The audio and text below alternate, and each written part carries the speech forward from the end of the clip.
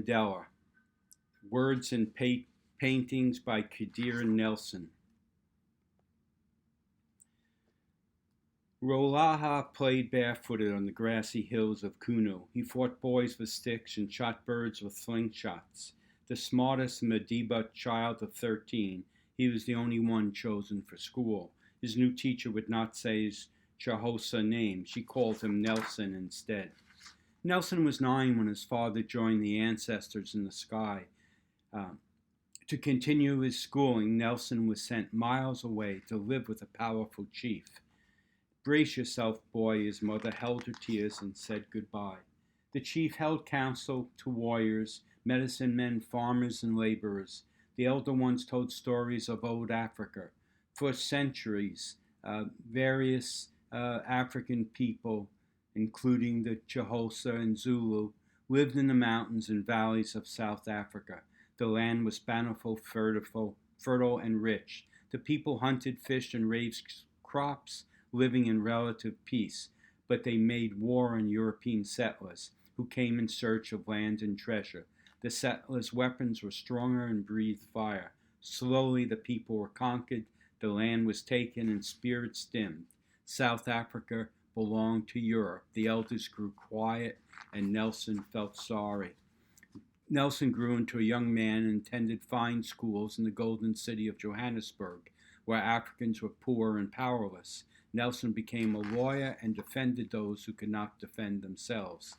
The government grew harsh and created a cruel policy. It split the people in 3, African, Indian, and European. It was called apartheid.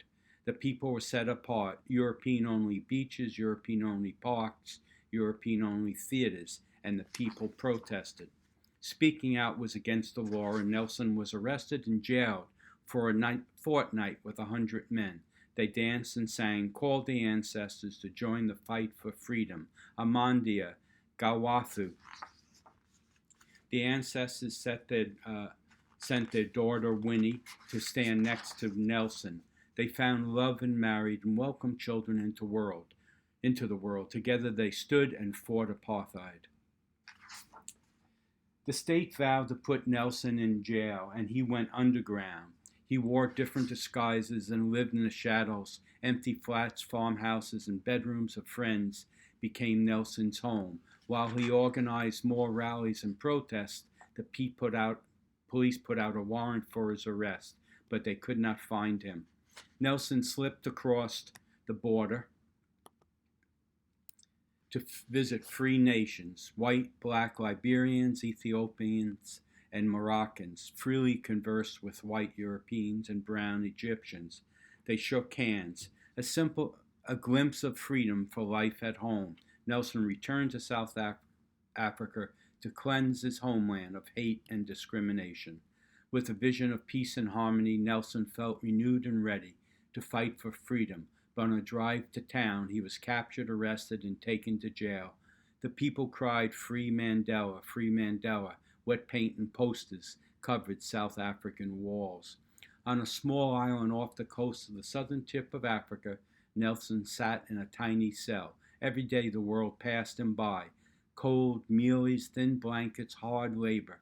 Nelson hammered rocks into dust and read, studied, and educated fellow prisoners. Days turned into weeks, months, and years. His children grew up, relatives passed away. South Africa began to fall apart. There were more protests, more rallies, and violence. The people needed a leader. Nelson snuck a message to his people: "I will return." As years passed, the world pressed South Africa to change. The new president agreed, and European-only signs came down. Beaches, parks, and theaters opened. Nelson's comrades were set free. Apartheid was no more. Nelson was an old man, and 27 and one half years, after 27 and one half years, the prison gates opened, and Nelson was at last set free. Thousands surrounded him, and Winnie hugged him. Nelson looked into the sky and smiled at the ancestors. "Amandia, thank you." The sun sparkled in his gray and white hair. He stood proudly with the wind at his back and spoke to a colorful sea of people. "We must forget our terrible past and build a better future for South Africa. Let us continue to fight for justice and walk the last mile to freedom." Millions were given the vote and elected Nelson Mandela their new leader. South Africa was free at last and finally at peace. The ancestors and people of the world celebrated. Amandia Nagawathu. And then there's a short biography of Nelson Mandela.